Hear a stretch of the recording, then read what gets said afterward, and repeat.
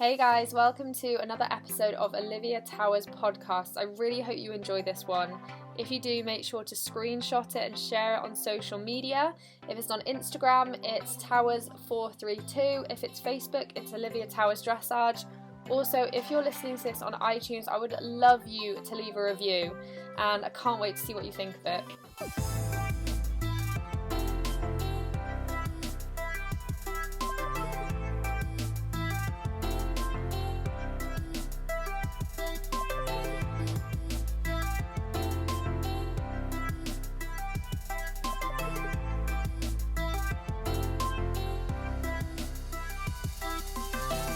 Welcome to episode 8 of Tackroom Tales with Towers. This one is a little bit different because we've got two people I'm interviewing. So we have Jezz Palmer and Lucy Pye. They are a couple. They are both dressage riders. And the reason I wanted to interview them is because, one, they're such wholesome, lovely people. And I thought it'd be really good to chat to them. But also, I really wanted to talk to them about how they manage working together and being a couple, because after speaking to Olivia Oakley and Abby Lyle on the podcast, they were saying how it really helps them having a non-horsey partner. So I wanted to talk to Jezz and Lucy, who make this horsey relationship work so well. So yeah, that is what we did today. We got into loads of things. We had a little bit of a backstory from both Lucy and Jezz, and then we talk about how they started going out, what they were doing, how they worked together for 5 years for someone else, and how they made the relationship work like that, and then how they decided to set up their business together. We do a little quick fire round at the end, which is good. And I feel like as the podcast goes on, they open up more and more, which is so lovely when people are willing to be vulnerable and honest, to help others and to inspire others. So yeah, I really hope you guys enjoy this one, enjoy a little bit of a different style of interview. And if you do, make sure to share it onto Instagram stories. That is the easiest way. Tag me in it, Towers432. Tag Jezz and Lucy, that's just their names on Instagram, so that's super easy. And let us know what you thought. And let's get into it. Welcome to the podcast. For everybody listening, this is our second go at doing it because we lost signal. That doesn't mean it's going to be any smoother. So Jezz is going to have to start again with his story. So shall we start with you, Jezz? Explaining how you got into horses and your journey to where you are now. So my mum and sister have always been horsey.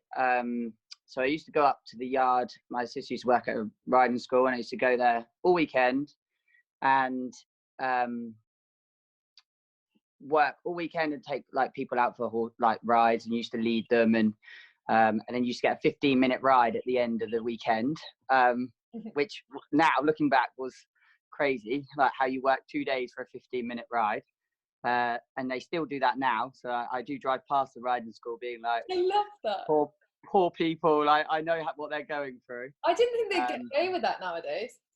Oh, she does. I don't know how, but she does. I won't mention any names. Yeah. But I mean, it was good. And then what did I do? And then I always really liked horses, loved horses, always wanted to be around with them. Didn't really know where it would take me and whether like it was going to be a career, but it was still like I still loved doing it. Yeah. And then we moved yards, and my mum had got a horse, and we were just up in a big field basically. And then we used to ride and around the field, and then I always wanted my own horse, and mum would say no. So then I would kept asking, and then we ended up going. It was a surprise, but she went to a New Forest sales and saw a horse and thought she quite liked it, and it was only £50. So Amazing. She was like, "Well, I'll get you this one." And I turned up at the yard, and she was like, "Oh, this horse is yours." And I was like, "Oh no, is it actually mine?" And she said, "Yeah." And it was completely wild, a complete feral 2-year-old. So God knows what made her do it, but she was like, "Well, this is all you've got to work with, and you've got to do him before school, after school, and you've got to get a paper round to pay for him." I was like, "Okay, I'll do that." So I ended up with 2 paper rounds, and I used to have to get up at like 4 or 5, and then go do him, and then do my paper round, then go to school. But to be honest, I loved it. And I used to have to sit in the stable and just try and get him tamed. So it was my real first horse was at like 13, 14. Did you find it at school people teased you for riding? Because my brother used to get teased because being a guy. Yeah, I went to an all boys school in Chichester, and yeah, a lot. I mean, I had one probably like proper argument fight sort of thing, maybe. Oh, a fight. Yeah, yeah. So and then it didn't happen again, funny enough. So I was all right after that. Even I'm finding out things from this. I know, it's great, isn't it? Dive deep. Yeah. So and then I always wanted to jump. So I love jumping. I never really understood dressage. I didn't really get it, like what it was. And was your mum doing para dressage then at that point? No, she was just a normal, like sort of a bit more like a happy hacker. Because she had a stroke, so she hadn't had a stroke by then. Oh, okay. So that's how that sort of led into that. But then I was always jumping. Used to go around all the local shows jumping and have all the naughty horses. If someone was like, "Oh, it's broke me off. Can you get on it?" Yeah, of course, I'd love to. And then so that was me at every show. And then I got offered a job as a show jumping yard at 15. Yeah. Down not far from here, a guy I used to jump with, and he thought I was a bit older. So then he said, "Oh, you know, do you want the job here?" And I said, "Yeah, I'd love to." And then, like, next time I went back for a lesson, he was like, "How old are you?" I was like, "Oh, 15." And he was like, "Oh, you need to be like old enough to be able to have the job." Yeah. So I was like, oh, "Okay, I'll wait." And then with that, I ended up getting a new horse from a dealer. And it was really, really naughty. I hated jumping, and I thought, well, I'm gonna have to do something with it. And it was meant to be a jumping horse. Yeah, well, I bought it as a jumper. It couldn't jump. But it could jump. It's just so bad, so naughty. So I ended up going. I thought, right, I'm gonna take a different approach and just. So I started having lessons with Ben St. John James down at a local. He used to teach quite locally to me, and then. He was like, it was really naughty in his lesson, and he was like, kick it. You know, you got to get through. You've got to get into it. And I was like, I loved it. I love that sort of, you know. Back then, it was what I loved doing. And then he said, you need to bring this into me, and we'll work together for 2 weeks and see how we go, and then go from there. And so I went to Crofton. With that horse, and I was like completely almost like amazed. And then I met Roland Tong, and I was like, oh god, that's the guy with the top hat and the rugs, and I completely like almost overwhelmed a bit by him. Yeah. And then he was like, this is my top horse, and this is my next horse, and this is hopefully going to be my future Grand Prix horse. And then he was like, if you could just skip them out. And I remember walking in their stables, and I was petrified to be like, don't move, don't walk anywhere. Oh my god, I was so nervous to be. Why? Like, because they were so good, or like because you were generally scared of them? No, I wasn't scared because of I think it was because I knew that they were good horses, and I was like, please don't get out of your stable. I hope I can pat you. Yeah, and like, you know, it's like when you meet Valegro for the first time, you're like, oh god, this is actually Valegro. So yeah, then I ended up staying with Ben and Roland for 5 years, which was, you know, amazing. You know, I was there. We moved a few yards, and me and Sadie used to do a lot of breaking in with Ben. Roland taught us a lot. Yeah, and me, Emma Bailey, and Sadie all worked together for a good few years. You know, we got some funny stories. You know, when you're falling off and you used to try and stay on them, and you're egging each other to try and stay on, and you know, or like you're trying to hold one to a field. So yeah, we had some real good times. So is it like work experience, like working people there? Yeah, because I was actually then it sort of come to the agreement of I would go to Sparshot College when I was 18. But then come to it, and Roland was like, well, I don't know why you'd go there, because I think you'll ride better than them already, like the lecturers. Which you know, I'd already done a lot by then, as far as like learning wise. So yeah, I competed a few of their horses, and that was the first time I started actually doing dressage is with them. So did you consciously go into it as a career, or did it just kind of happen? No, it happened. Like, I was never intending to be a dressage rider or ever end up where I am now doing what I'm doing.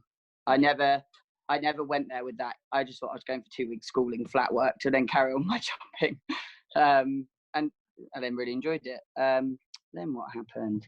I competed quite a few of their horses, and then we moved yards a few times, just locally, and then I was sort of like, the Precinct George horse I was riding, one of Roland's old horses, went lame, and then I was sort of like, oh, I don't really know, I'm ready for a bit more now, like, and I was really nervous to leave because they were literally like a family. So I was a bit like, they were literally, they took me in and they like showed me the world really with dressage world. I lived with them. I lived there for a long time. And at that age as well, it's like when you're being molded, isn't it, into your character? So they do have a big influence on you. Yeah, and then, I mean, a lot happened with, like, my mum and dad had split up, and a lot happened. They helped me through a lot, as well. And then I saw the job for Paul Friday, so then I moved to Paul Fridays. And then we rode loads. There was loads of horses, which was perfect. That was all I really wanted to do, was ride. And I rode loads, competed loads, did my first international, did loads of young horse classes. It was great. I was training with Carl, and it was a really good experience for like 3 years. And then we ended up setting up on our own after Paul's, and we moved back down home, which was always going to be the plan, to move towards home. Like, a lot of people were like, will you stay in Warwickshire? And like, Warwickshire's great, but it's not home. Not so we were so it was always the plan to move back towards home. And now we have set up our own yard, so we've been here for three years. 3 years. I know, it's gone fast. And then you come back, and there's always the pressure when you first set up, and luckily we did have each other, but we come back with 4 or 5 horses, and had to start and find a yard and do all those things. The financial side of running a yard is like shocking. And we're like, we didn't leave with any money or anything. We sort of learnt on the go and got it all going up and going while. When we worked at Paul Fridays, we quite often would come back on our day off. So we had a little bit of a client base to come back to, which was nice, because actually, like, it meant we kind of, to be honest, we hit the ground running a bit, really. Like, we moved back, and it didn't really feel, it wasn't too daunting. I think because we knew quite a lot of people and we had each other, I think we're very fortunate in the fact that having each other, I mean, on your own, I couldn't imagine it on my own. But having each other on the days when you think, oh God, this is quite a lot to deal with, it's halved a little bit. So. Like, literally, we left with a couple of owners and a couple of horses, and actually I ended up doing the Windsor show when they did the advanced medium, which was as soon as we left Paul's, which, to be honest, was like a massive break. We've just set up on our own. We did a big show like that, and it was amazing to do. And then that sort of kicked it all off quite well. And then you teach, and then you ride, and then you get a few more. And I was lucky enough to have a horse with one of my owners, Wambo, which I actually bought from Ben when I worked for him. He was a foal, and then he was like turning 4 or 5 when we set up on our own. So it was good because he got me straight into the young horse classes, and so we stayed out on the circuit. We never really had a blip out, which was probably perfect. The best thing to do. I mean, now I wouldn't have changed any of that. So So Lucy, shall we hear how you got? I feel like I could have done this podcast with you both individually. Right, less about me now. Less about I can sit back. I've got a bit hot. My bit's done. So basically, none of my family are horsey. So yeah, my mum's actually was very allergic to horses when I was little. Oh, no. So my dad took me when I must have been 3 or 4 to a small local riding school, just for something basically for me and him to do together, which was really cool. it was something I've always loved. Like I've done, when I was little, I was quite fortunate in the fact that I was allowed to try anything I wanted, in the sense that I kind of ballet, which 2 left feet probably isn't so ideal, and all of those things. But still the same. Yeah, the one thing that I kind of always stuck to was riding, to be honest. But yeah, I remember learning to ride at riding school. We used to do own a pony days, and I just remember always my parents being like, "No, it's too expensive. You're not having your own horse." And yeah, so I used to have to literally, I'd turn up after my lesson home, and I'd have to strip off at the door because my mum's eyes would be swollen, and yeah, it was bad. I was like, no, you're not coming. Yeah, literally. But yeah, but I loved it, and despite that, I was like, no, I'm carrying on. This is it. So I moved riding school actually, and to a slightly bigger place, which actually we compete at now. So it's Quab, which is just up the road from us, which is quite strange because like going back there now, it's cool. So yeah, and then they did buy me my first pony when I must have been 10, and I think basically the only reason that happened was because his name was Pie. So I managed to convince my dad that it was fate and I should have this little coloured pony called Pie. And he's the only gelding I've ever owned, actually, my first pony. Really? Yeah, really? Yeah, literally. So I had him a year and then I outgrew him. I jumped him. So again, predominantly thinking about jumping. Didn't really own dressage, was fine, but it wasn't something I dreamt of doing long term. But yeah, I mean, I met a lot of good friends there that I'm still really friendly with. And the reason I kind of ended up getting into dressage is because of the next horse that my parents bought me. So I was probably 11. I think I only had my first pony a year. And after 2 days, she broke me off. And so that wasn't ideal. And to be honest, I lost my nerve a bit. And all the girls I was friends with were older. So I was friends with Sadie, who obviously we're good friends with still. And they all helped me. So a friend called Laura and Sadie, they both kind of helped me with her really. And it took a little while. I then jumped her a lot, and I even evented her a little bit. I mean, of no real level, but I did a bit of everything. And she was the first pony I rode at the Nationals, actually. Aww. So yeah, she was cool. So I had her a good few years, but yeah, moved around and kind of decided that's what I wanted to do. So while I was at school, I just rode my pony after school and focused on it. But she had an injury which led to her not being able to jump anymore. Yeah. So I decided to join BD, and that was that really.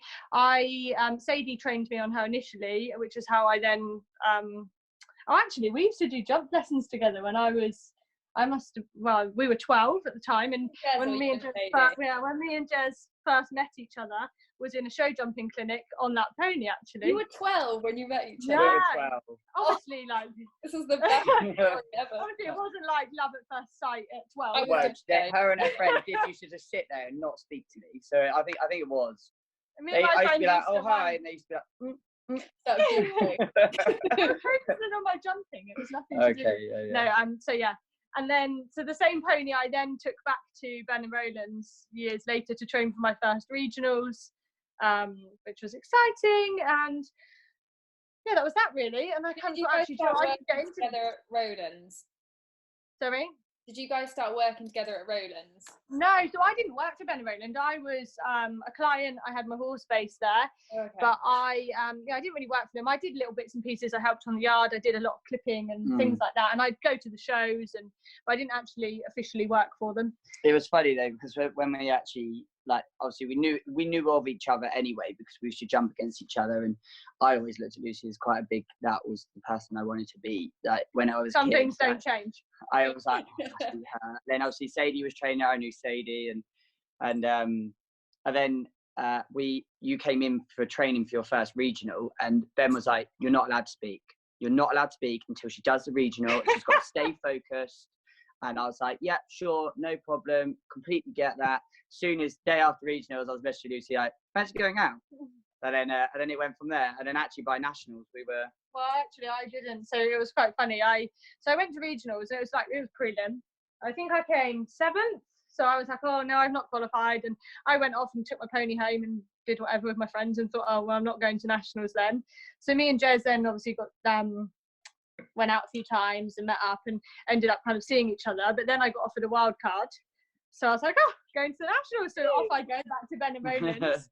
And for more training, and then me and Jezz were already kind of seeing each other by then, so it was kind of like, well, you can't stop us speaking now. Yeah, we're actually together now. Yeah. How old were you guys when you started going out? 17. So yeah, I think we'd met before that. So the year before, I think I'd had my pony in for a couple of months with Ben and Roland, while I was away and things, but I properly got to know each other and we got together when we were 17. Yeah. But I mean, yeah, it was. And they're still together now, so it's gone well. Amazing. So did you guys work together at Paul's? Did you work at Paul's as well? Yeah, so I worked for Anna Ross for a little bit. So whilst I kind of for 6 months I worked for Anna Ross, which was really cool. And then I decided that I probably ought to be sensible and try and earn some real money. So I went and got a so-called normal job. So I spent like 2.5 years working in an office and spending all my annual leave basically going around with Jezz to shows thinking, what the hell am I doing? So I thought, well, I may as well do it as a job because it's madness doing it like that. And I remember specifically it was like autumn, and I remember sitting in the office and I was literally looking out the window, and you know those really gorgeous, I know they haven't been here for a long time, but those really gorgeous days when it's like sunny outside and it's a little bit crisp. Yeah, no, it sounds rare. Exactly. Those days are what led me to doing what we're doing now. So I have to remind myself of that. You got conned. Yeah, I know. I do feel like if that. she had just messaged me, I would have let her know. I do feel like that. I think the sun lied to me, but I tinted windows. But my parents bought me after I'd done my first nationals on my pony. Yeah. They bought me like my first proper horse, and they've always been so supportive. But they were like, right, this is your kind of one shot at having a proper horse. They wouldn't be able to afford to do it again. So she was young. I mean, I think she was 4 coming 5. Yeah. But unfortunately, she had an injury and she went lame the month that I started in the office. So I was without a horse. Oh, no. So that was kind of rubbish timing. So then Ben and Roland, they were really good to me. And I said to him, I was like, I've got no money, so I can't buy another horse. And he said, you must come and see this horse. It's too little for me. I bought her as a foal. So they knew her inside out, and she was rising 3. And he kind of talked me into basically going to a barn to see this horse with him. And I knew it was a bad idea. Basically on the way there I was like, I shouldn't be going because I don't have this money. Yeah. And basically she trotted up to me and I fell in love with her. And I still have her now. She's she's competing for St George, so that's quite cool really. But yeah, so how many years ago was that? Must be 6 years. She 10. Is that the 7 years that took off at the regionals? Oh no, that's she's a whole new story. I seem to acquire horses from people I know. Yeah, that's a whole different horse. But she's really cool too. But the horse I bought from Roland was perfect. They backed her for me, and I think it took you while I was in the office, probably 2 or 3 weeks for you to be getting on to the point where I could basically turn up after work, get on my own and get going. She's a legend. She's one of those dream horses that literally you back her, she knows her job and she just cracks but like nobody's ever fallen off her. Like she's just one of those. Yeah, she's so nice. She's a bit of a one-off. So nice. So when did you guys start working together? Was it when you set up together, or was it somewhere else? No. So Lucy worked for Gemma Appleton. So she was in Cirencester, and the week after I moved to Paul's, and then to be honest, we had a lot of horses at Paul's, and it was like Paul was like, oh, we need someone else, and then I said, well, what about Lucy, because actually she needs to she wants to ride like we do, and I didn't really have a lot of competition experience then. I'd competed up to sort of novice and done tiny little bits on my own horses, but really I needed to get a bit more experience riding. Yeah, and like owners and like just horse after horse, and then you just get ringcraft. And so then Lucy moved to Paul's. So I'd been there for 6 months. I don't think it was even that. I think it was probably 3. I think it was only 3 months. And you moved in near Christmas, and I moved in the spring. Yeah. So and then we end up working together there, and then living with Paul and working on the yard there. And that's when we first started working together. Was there any worries about working together and being in a relationship from you and from Paul? Did he ever voice anything, or did you ever? Paul did. Paul was like, how will this work? And I was like, it's cool, it will work, it will, I think always works, like, you know, like, don't worry. And then it sort of got to it, and then I was kind of like, okay, this is hard, like, but actually it's not. It was always going to work. To be fair, I think we're both quite, we're not very good at really stopping. Like, we work quite a lot, and I think actually it's long days. Like in any horse job, you work long days, don't you? I think the thing that, like, I thought actually it would be fine, because we are very used to spending a lot of time together, so like that wouldn't bother me. I think most people probably wouldn't want to spend as much time together as we did then. But I think the hardest thing for me, which I didn't really expect going into it, was probably that you would work a full day, you'd get in, and actually you didn't really have anything to talk about. Like, whatever happened in the day, we knew. Like, it was like, oh, this happened. Yeah, I know, I was there. Like, and you think, actually, you don't really consider that. So you get in, you have dinner, you have a shower. And to be fair, I mean, we worked long hours, so it wasn't like we had loads of spare time to try and fill. But in the same token, it was a bit like your daily routine just kind of rolls on, and you don't. Yeah. So then we ended up like trying to do things like, oh, should we go out?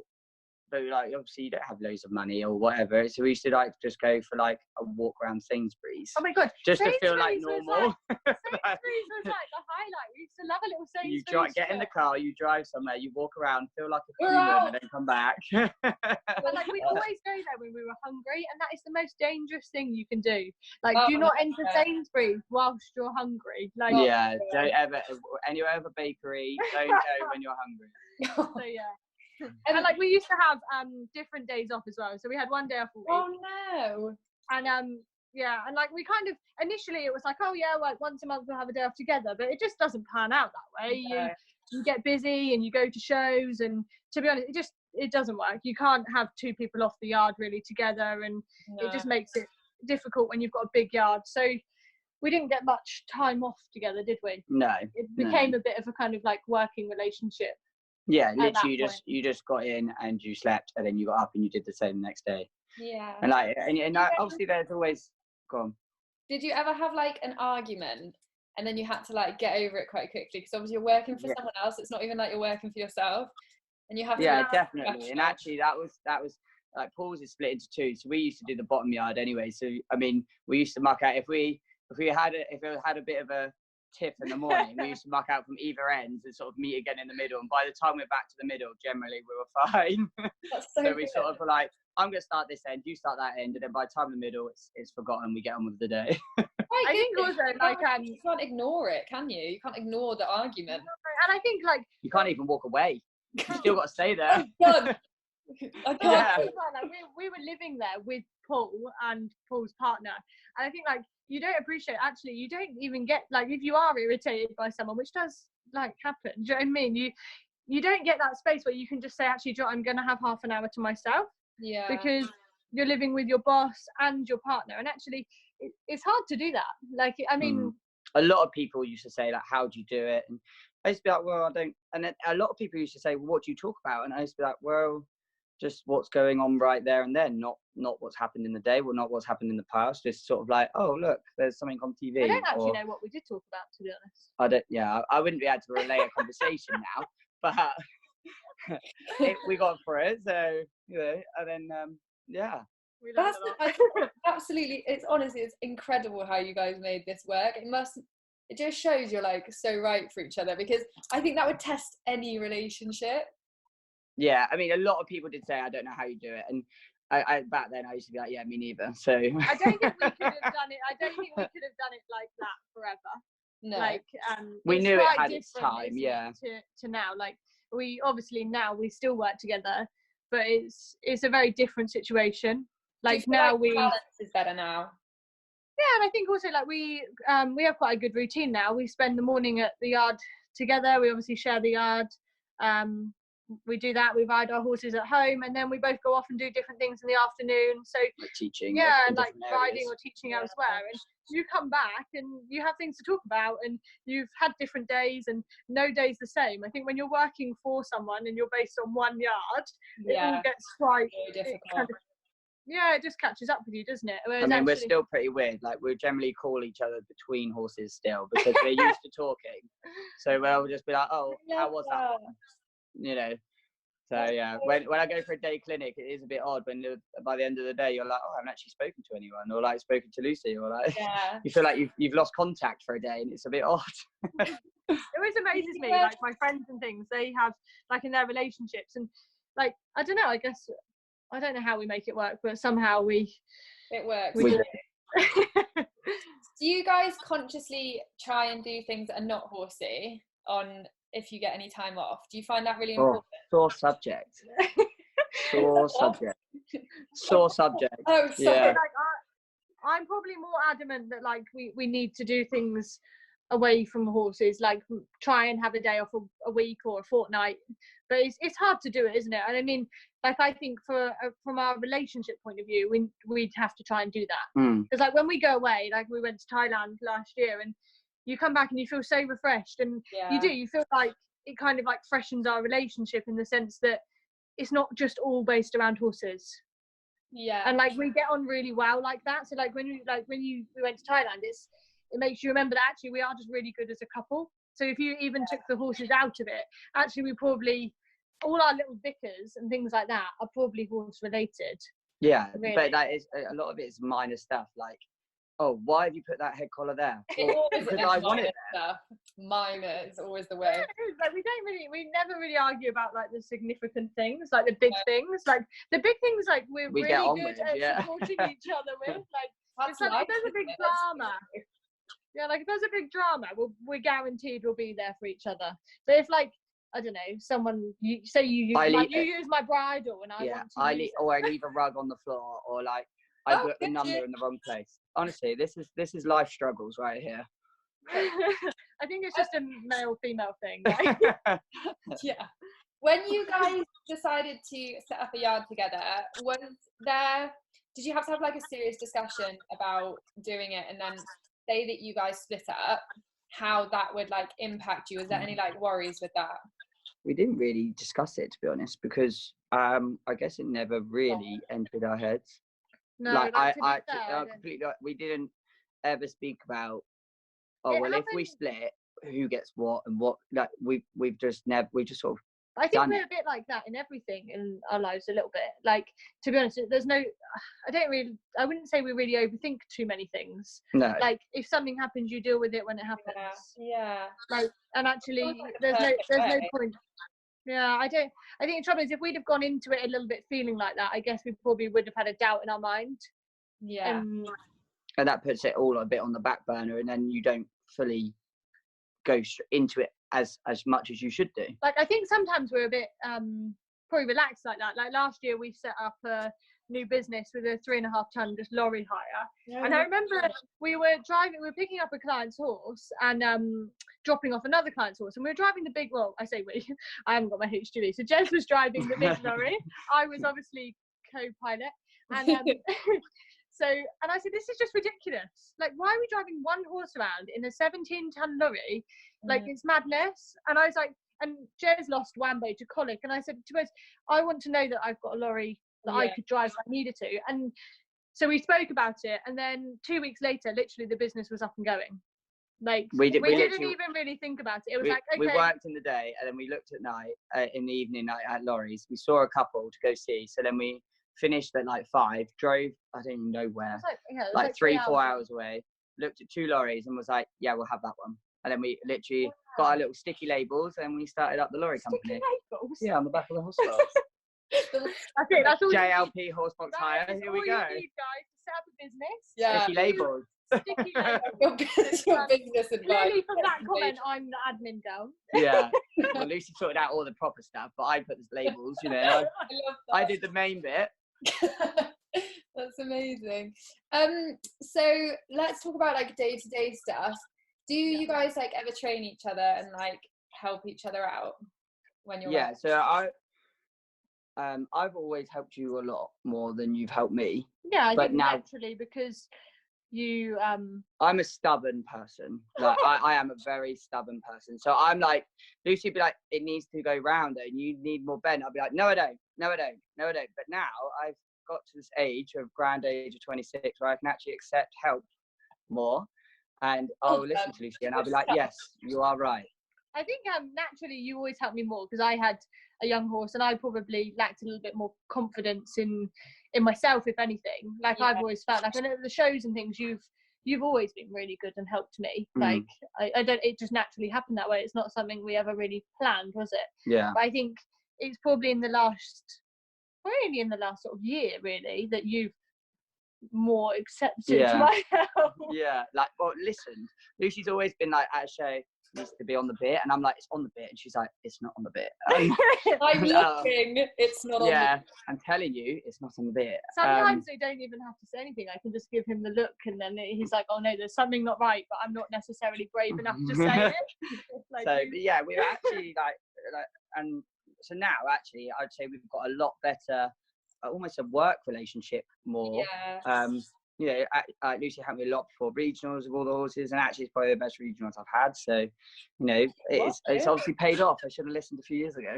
I don't think it's just that. But I think also, like, I don't know, I guess at home we don't, a lot of people will swap horses and things like that. We don't particularly do that. No. I mean, like, I kind of have mine to ride and Jezz has his, and maybe if you're away for the day, I might ride them, but not. If you're there, you tend to ride the ones I ride mine, and I would do mine. We don't tend to swap them really. Like, we're always there, like, oh, that whole, like, you know, left hand, and when even need to look up, we'll be like, someone, you're always aware of what each other are doing. And we ride together every day. Like we at home, every morning we ride together.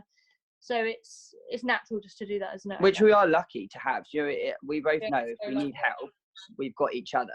I think it's like the halts and the changes. Yeah, that's the thing where you need each other, like, every day. Like, it's always those little things. It's the tiny details that they make such a big difference, don't they?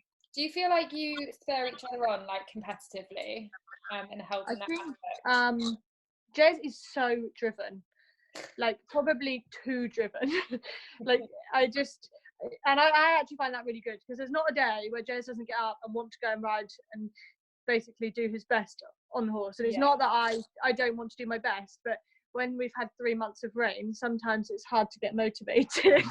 And like, you need Jezz to be like, no, I'm gonna go and do it, and like, we're doing this, and I'm like, okay, so like, I think it helps.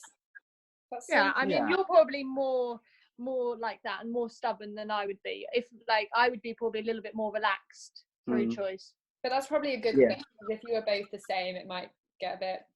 No, I don't think it would work. Yeah. Do you ever compete against each other, like in the same classes? Yeah, we did a lot last year, actually. And Lucy's, the one of Lucy's mare, Rosie, she can be a bit temperamental, and the horse I was on could be a bit temperamental. So it was actually like, if we both had a good show, it was a really good lorry drive home. And one had a good show and one didn't. We sort of was like, do you want a drink? Do you want some food? You know, should we just talk about the sun or like the weather, or like we like last year was funny because it was probably my first real year of doing the Premier Leagues, and we did quite a lot of classes together, but we tried to organise it that maybe if I was doing the Prix St George, you would do the Inter One that day, or just more so that we would be able to help each other than the fact that we didn't want to compete against each other. And somehow, like, we go to a couple of venues and they really like putting us one after the other, which is like not so helpful. So annoying. Like, so it's things like that, and we try and make it work, but I don't think you are probably more competitive on the whole. I'm competitive with myself, I would say. Whereas I think you would be more competitive against me. I have to, like, I really try and like be like, you can win. Come on, you can do this. You can win. And then Lucy's like, yeah, I'm gonna win. But like, because I'm like pushing mine into Lucy. Like, oh, come on, you've got to be able to. It's about winning. Yeah. I think it's funny. To be fair, like, we have had a few shows where, actually quite a lot of shows where we've competed against each other, and on the whole, it's pretty. And we are lucky because we're like our best friend is Danny, and actually, like, you know, whenever one of us are riding, he's a very good. He's like a mediator. Yeah. So, like, we have quite a lot to thank Danny for in those situations. To be fair, like, he's pretty good. Oh, it's so nice. So, like, but also he'll help both of us at a show. If one of us is riding, he'll step in, always help. You know, You're a good friend to have. Yeah, he is very good. He's amazing. He takes chef to keep hats sometimes as well. I love that. You guys have your own little team. I love We it. do actually go to shows, and if say like If one of us isn't riding, they're we are officially chef to to keep. Like we have to know time, we have to know So cute. numbers, we have to know what time boots need to come off. Efficient. So, yeah, we're quite lucky. I love that. So does who manages the yard? Do you guys share it, or is there one person that's more like? No, it's quite shared. Like Lucy does all the admin side of it. I do like all the ordering side and make sure we've got feed and hay. And we got 2 people. Why are you looking at me? Or like she's looking at me like, no, you don't. I'm just interested to where you're going with this. No, but like we do. We both manage. Actually, the thing is, I'm quite fussy with my horses. I like them to have certain things and everything. And actually, then so we've managed. We've got a full-time groom called Owen, and then now apprentice called Erin. So we've got Erin and Owen, which so actually they're really good at being like I will literally be like, I want this done, I need this done, and can we get this done? And then Lucy would be like, hi guys, like don't worry, I'll do it. And I'm like, come on, we need to get on with it. Like, yeah. We very complement each other. Like, I think Jezz likes everything to work like to the minute. Yeah.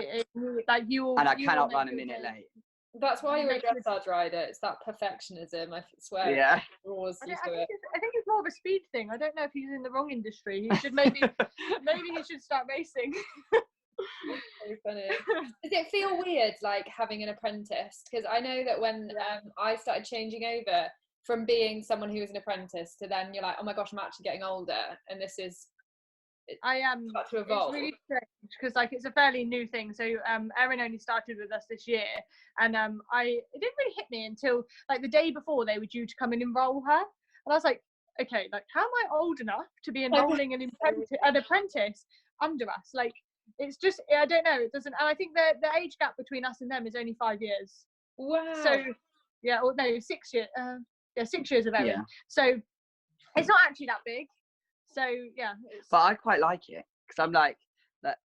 I know what I did and how hard I worked, and actually I know that they get 2 hour lunch break, they get lessons and everything like that. So I'm like, you should enjoy your job. Like I'm very much like, you should very much enjoy your job, and actually like yes, you've got to work hard, but we'll give a lot back. We try to be fair. Like to be fair, they work hard when they're there, and it's busy. Like it's like anything, isn't it? You have to run around, and you have times where you think, oh, how am I going to fit in everything? Yeah. But actually, like having Erin is quite nice because it kind of allows us to do that a little bit, spend a little bit more time with them, and and actually, and then it also freed us up off the yard, so we can actually help each other a bit more. Aww. So we can be around. Like otherwise, one's mucking out, one's trying to ride one, and then you're trying to get the next one tacked out, and it freed us up a lot. So yeah, we've got a nice little team at home. Like if one of them has a week off or something like that, it just makes our lives easier. Because last year we had one groom, and actually, really, it's probably a groom and a half's job, but it's nice to know you've got that covered. Because like we ended up running around on the weeks if we didn't have Owen, we were trying to do Owen's job on top of what we did. Well, it's a nightmare. Yeah, we actually haven't had that yet. We're quite lucky. Oh, they're hardcore. They are tough. Like Owen will come in and be like, I'm really ill, and I'll be like, oh yeah, me too. So let's keep going. Yeah. Touch wood and hope that no one gets ill now. Yeah. So you guys got engaged. When did you get engaged? So this. We actually got engaged. Can you tell the story of how you got engaged? Yeah. So we went. What you want the whole like? So we've got a bit of a long story. Do you want the whole lot? Oh, I don't know. I just remember. So basically, we got engaged when we were 18. Oh, you? Yeah. So at the first, I did it. So I had like some money I'd been teaching with, and I was actually with Lucy's mum in Southampton, and I was like, oh, I sort of want to ask Lucy to marry me, and she was like really taken back, and I was like, she was like, oh, okay, maybe we should look at some rings. I was like, well, I've got all the money I've got, so I could just buy a ring. So cute. So actually, Lucy's mum come and got the ring with me and everything like that, which was really nice. And then we went to the first restaurant we ever went out to, and then I was sat there and I got so nervous. And then Lucy will always, it doesn't matter, like we always like pay the bill, and then Lucy will always look at the receipt to check it's right.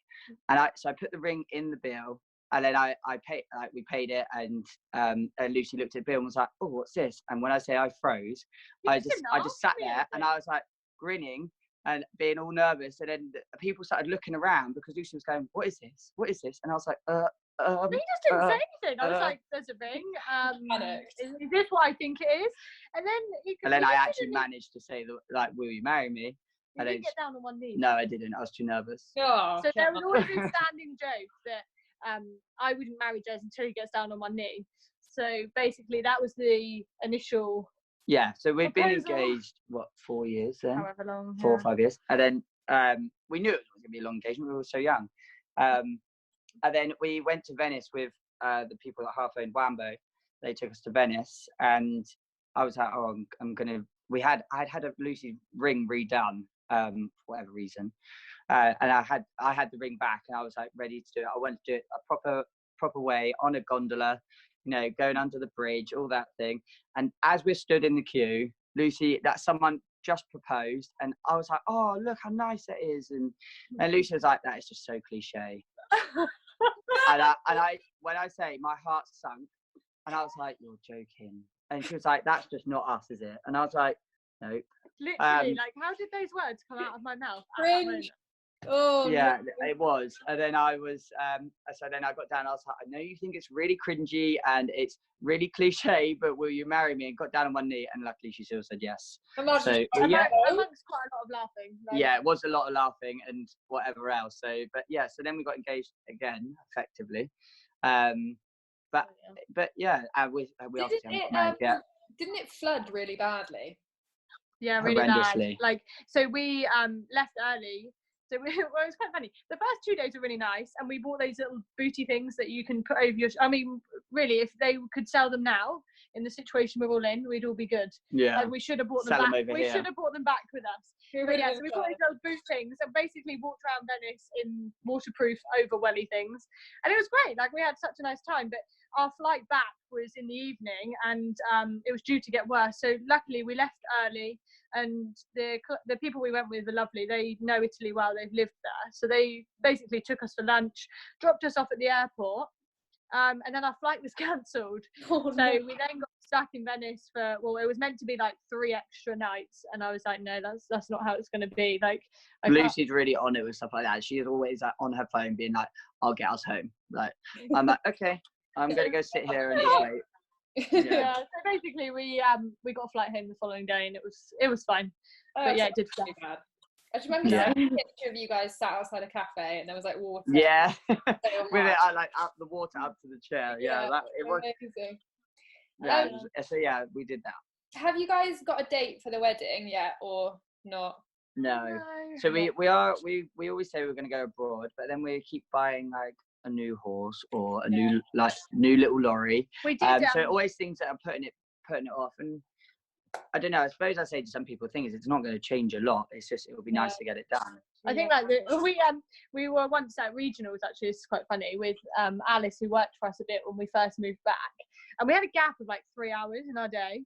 We were like, what are we going to do? And we were freezing in the lorry, and we applied for Don't Tell the Bride. So this was the last time before now that we got interviewed as a couple. Yeah. I literally sat down and I was like, I feel like we're doing Don't Tell the Bride again. That's so funny.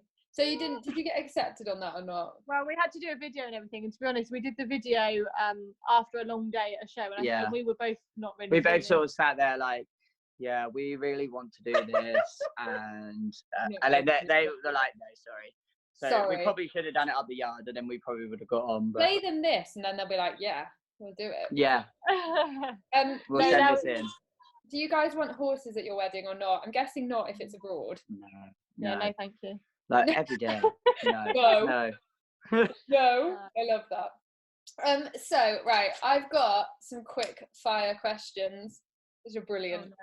Oh, no. But before, are these from other people? I have a feeling that I made these up. I'm so okay. These come to me, I'm less nervous.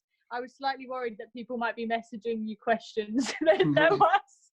No, yeah, like really mean ones. No. But before I do, I wanted to ask you what the best thing about having a horsey partner is and what the worst thing is. Sorry, there always has to be the flip side. So the best thing is you always understand. Yeah. And the worst thing is you always understand. No, the worst. I don't really know the worst thing. I would say the best thing is that, to be honest, I don't think like from my point of view, I could do the hours and be as committed to the job if I had a boyfriend that wasn't so horsey, because I think it just probably wouldn't work. So that's probably the best thing, is that you never have to explain what you're doing. It's just I'm back at this time. My lesson finishes at this time. And it's done, isn't it? Like I understand if you're late. You understand if I'm late or have to get up early. I think the worst thing is actually probably a little bit the same thing. So like having listened to Abby and Olivia's podcast, their boyfriends are like, oh, they have a weekend off, and that's so nice. So it encourages them to have time off and actually go away and do normal people things. And we don't really push each other to do that because we just end up like, I don't know the last time we had a day off. Not together. So yeah, that I suppose that is the downfall. Is actually you've always got a show, you've always got someone that needs a lesson, you've always got one you've missed out in the weeks you have to do it on that day. And because we understand each other like that, you don't have to. I think we probably wouldn't do that if you weren't horsey. I wouldn't be like, oh, I'm going to teach whatever on this day. Yeah, I'd probably make the time for you because I'd have to explain myself otherwise. Yeah. Oh. And also, like, it doesn't matter. You can just get in your britches and like sit on the sofa and chill out, and they're not going to moan that like my car smells of horse or like all of those things.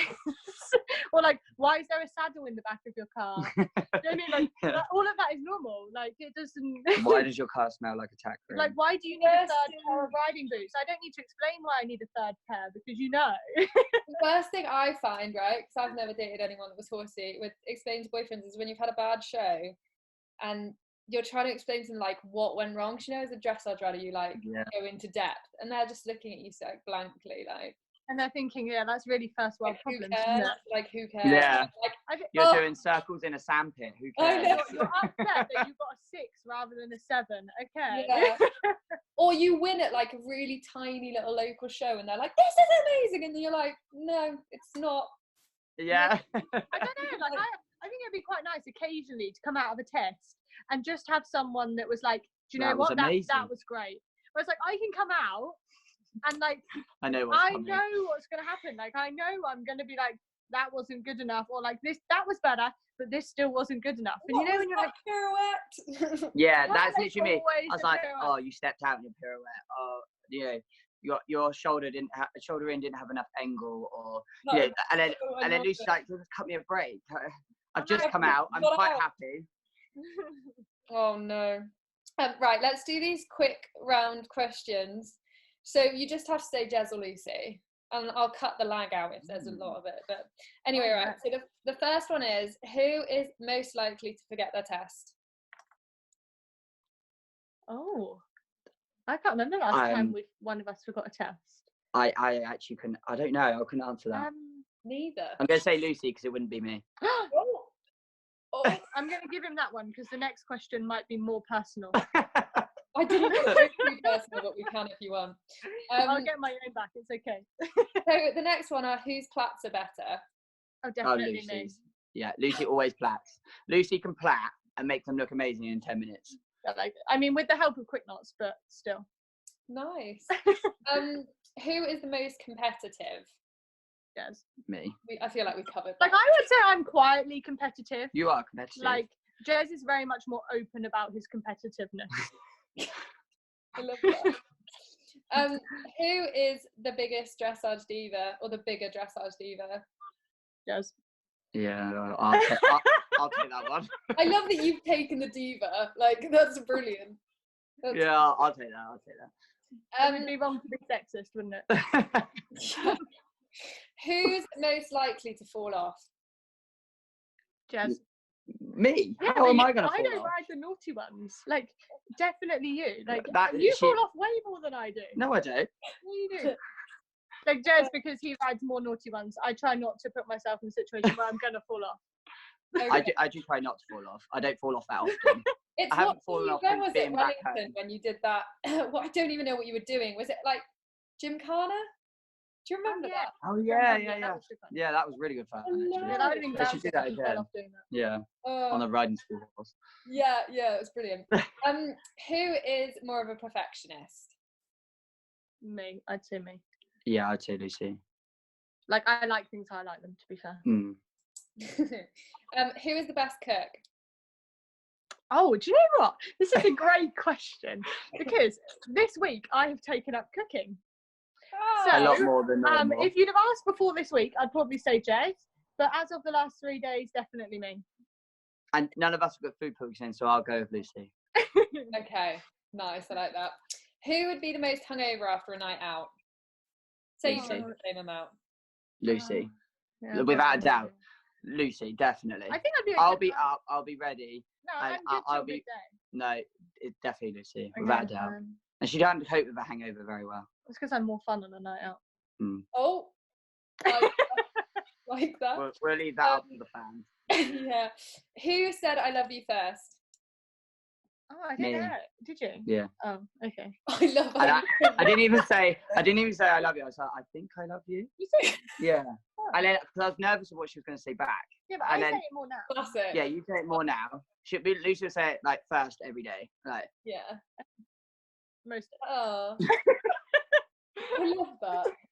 I think I love you. I'm not sure. Yeah, I'll get back to you. Well, I actually remember. I actually texted it the first time. Did you? Yeah, because I was so nervous in case you said, "Oh, I'm not really. I think this is going too quick." Or... I'm not feeling it. I've run out of questions now. Do you guys? Oh no. Sorry, it was really hard. I didn't know how personal I was going to be able to go, so I was like, "You can go personal. You want. Oh, I can't think now. So at the end of every podcast, I ask you both. I guess you can share them because otherwise it'd be 6 and it'd be quite a lot. If you could ring your 16-year-old self and give them 3 bits of advice, what would it be? It doesn't have to be on a relationship, by the way. It can be on anything. Well, so I actually, because you listen to the others, you think, oh, what would I ask my 16-year-old self? I can tell you one that Lucy's going to say, but I'll let her say it. Oh my God. So I'll let her say it if now. I could go back to my 16-year-old self, I would tell them to buy a dog. Buy a dog? Yeah. Like, Lucy's I did not in love. Like, Lucy loves her dog 10 times the amount more than me. Yeah, but like she's everything. So the dog, Jezz bought her for my 21st birthday, and because my mum was always allergic, I was never allowed a dog. Oh. So I never experienced this, and I feel like I missed out on a lot. That's actually a story. And so I was like, oh, I'm going to get Lucy a dog. And then Michelle and Reese, Lucy's parents, were like, you can't do that. You know, we can't have a dog here. Lucy's brother's allergic. I'm allergic. And I was like, oh, too late. I bought it. Sorry. But now she's a very, very fun part of the family. Oh my God. Yeah, like no one could be without the dog now. Oh, so cute. So, yeah. Okay, that's solid. Like that. I would probably say to myself, if dressage is what you want to do, then, and you're always looking at other people thinking, how am I going to get there? Buy a foal. Find the money, buy a foal. Yes. Yeah. Buy a foal and you know, keep going like wherever you are and whatever you're working on, but buy a foal as soon as you can. Yeah. So because you can't, you know, you look at other horses and you think, I'll never be able to afford a horse like that. So but actually, if you have a foal, and hopefully, fingers crossed, obviously, something can always happen, but you know, that's what I would do. I think, to be fair as well, I would, having had a bit of time in the office and gone to college and done studied normally away from the horses, I probably would just say to myself, do what you love doing, because that is what you always go back to doing. I think like if you don't enjoy it, you don't do your best at it. So true. Do you find that it helped you in your career doing the office stuff or not?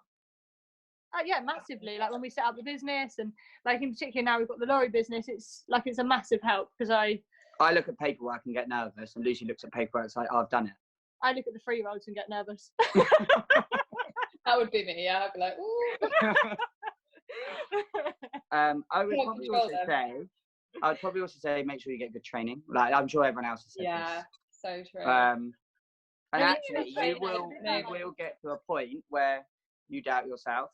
And I think everyone goes through it, and everyone says they're giving up and they don't want to do it. And actually, you just need a good support team around you. And that is where we're quite good as a couple, because we've both done it. We both wanted to give up and not do it. And actually, you're both like, actually, you're too good to give up. You need to keep going some way, keep going, and then you get through it. Have you found your trainers have given you that as well? That like kick up the bum, like to keep. Yeah. No, I think like so when we moved back, I trained a little bit with Roland when we first moved back, and then we've since had Paul Fielder coming to us monthly, and it's been great because he is a bit of a mentor, really. Yeah. And he's quite good at, I don't know, like he understands it from that point of view. It's not just as simple as getting on your horse, riding your horse, putting your horse away. Really hard to find is mentors. Because actually when I spoke to Paul, I said, we're looking for a mentor to just help us, guide us. We've got the horses, we're training, whatever, but we need someone just to help on top of it. And he's been amazing like that. But actually, I remember also when I was 17, just about to turn 18, and I remember going up to bed and being like, I'm going to leave. I want to go out. I want to go live a normal life, be an 18-year-old, go get drunk at the weekends. And then he was like, that's great for you, but I've got an owner that's expecting you to do regionals, so you're doing regionals. I was like, right, okay, like this might put a bit of a flaw in my idea. And then which was great. It's just what I needed. And then I had a focus, so then I was fine.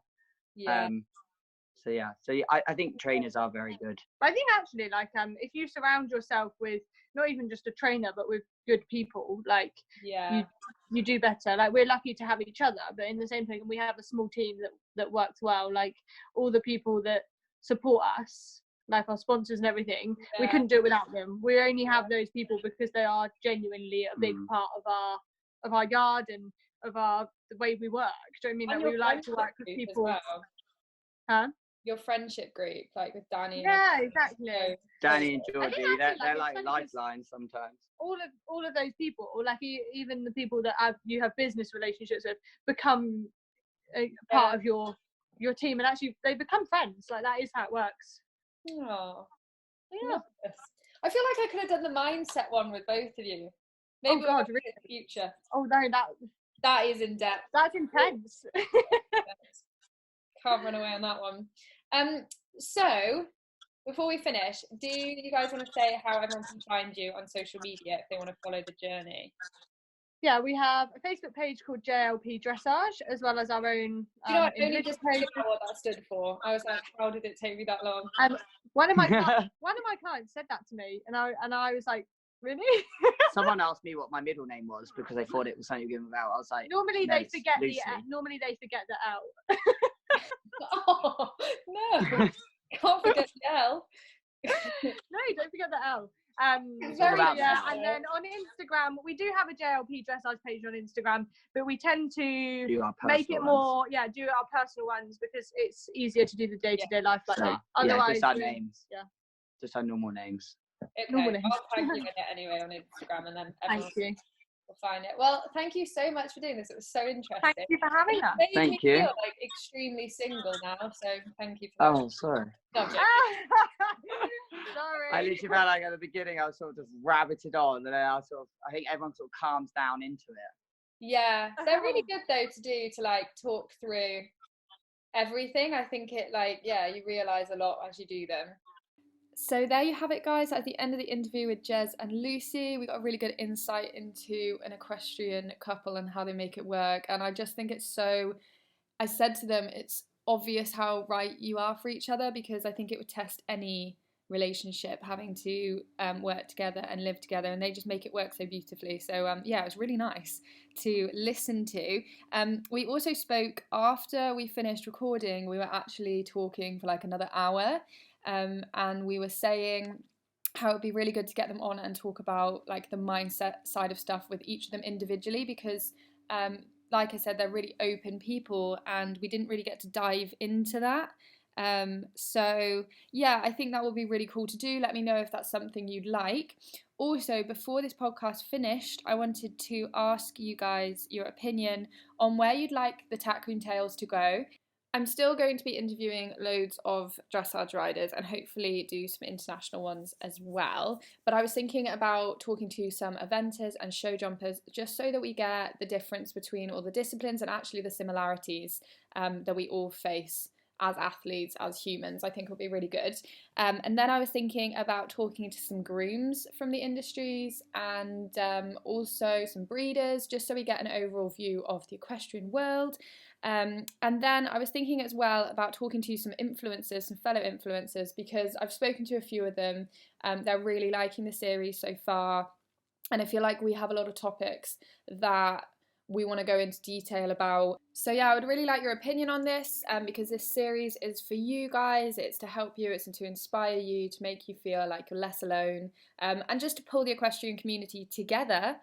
Anyway, yeah, that is the end of this podcast. I can't wait to get another one to you, so stay tuned.